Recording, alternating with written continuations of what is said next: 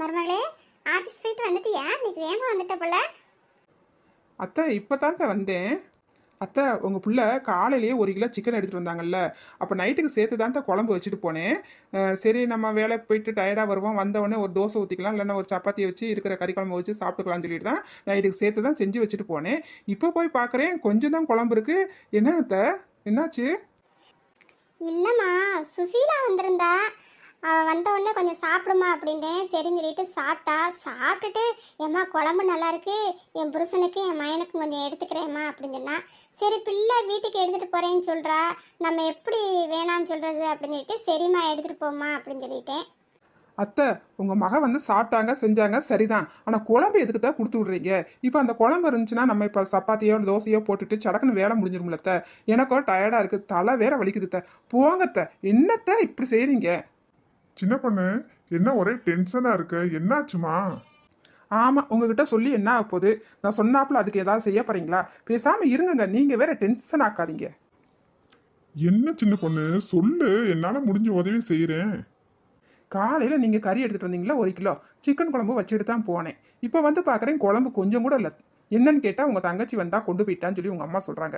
இப்போ நான் என்ன செய்யறது? இப்போ நான் சப்பாத்தி போட்டு மறுபடியும் குருமா வைக்கணும், இல்லை எதையாவது பண்ணணும். எனக்கே தலைவலிக்குது. என்னங்க இப்படி செஞ்சால் எப்படிங்க? சின்ன பொண்ணு, இதுதான் விஷயமா? இதுக்கெல்லாம் டென்ஷன் ஆகலாமா? உனக்கு என்ன சாப்பாடு பண்ண முடியாது, இன்னைக்கு தலைவலிக்குது, அவ்வளவுதானே. நீ போய் மாத்திரையை போட்டு ரெஸ்ட் எடு. நான் போய் உங்களுக்கு என்ன வேணும்னு சொல்லுங்க, ஹோட்டல்ல போயிட்டு நான் வாங்கிட்டு வந்துடுறேன். சரிதானே சின்ன பொண்ணு? அதெல்லாம் ஒன்றும் வேணாங்க. நான் அந்த மாவு இருக்குது, சடக்குன்னு இட்லியை வச்சு தேங்காய் சட்னியை பண்ணிடுறேன். அதெல்லாம் வேண்டாம், ஹோட்டலில் வாங்கி சாப்பிட்டா உங்களுக்கு உடம்புக்கு ஒத்துக்கிறாது. நான் செஞ்சிடுறேங்க. தம்பி, கடைக்கு போய் ஒன்றும் வாங்க வேண்டாம்ப்பா. தங்கச்சி வந்து குழம்பு எடுத்துகிட்டு போன உடனே மருமக வேலை விட்டு வந்து சமைக்கிறதுக்கு கஷ்டப்படுவான்ட்டு நானேவும் பூரியும் உருளைக்கிழங்கு குருமாவும் வச்சுட்டேன்ப்பா. நேரம் ஆயிடுச்சு, மணி 8:30 ஆயிடுச்சு, வந்து சாப்பிடுங்கப்பா. அத்தை என்னை மன்னிச்சுக்கங்க அத்தை. ஒரே தலைவலியாக இருந்துச்சா உங்ககிட்ட வந்து கத்திட்டேன். அதுக்கப்புறமே எனக்கு மனசுக்குள்ளே கொஞ்சம் சங்கடமாக தான் இருந்துச்சு. எனக்காண்டி நீங்கள் வீட்டு வேலையெல்லாம் முடிச்சு வச்சுருக்கீங்க அத்தை. உங்களை நான் புரிஞ்சுக்கிறாம என்னென்னமோ பேசிட்டேன். என்னை மன்னிச்சுக்கங்க அத்தை. மருமகளே, இதுக்காண்டி போய் அத்தைக்கிட்ட மன்னிப்பு கேட்டுக்கிட்டு இருக்க? எனக்கு நீயும் ஒன்று தான், என் மகளும் ஒன்று தான். நம்ம குடும்பம் சந்தோஷமாக இருக்கிறதுக்காண்டி நான் இதை கூட செய்ய மாட்டேனா? சரி, கண்ணை தொடச்சிட்டு வா மருமகளே, நேரமாச்சு. சுட சுட நல்லா பூரியும் உருளைக்கிழங்கு குருமாவும் ரெடி பண்ணி வச்சுருக்கேன், வாங்க சாப்பிடலாம். தம்பி வாப்பா. இந்த வரேம்மா. வா சின்ன பொண்ணு, அம்மா கூப்பிடுறாங்கல்ல, வா போய் சாப்பிட்டு வருவோம்.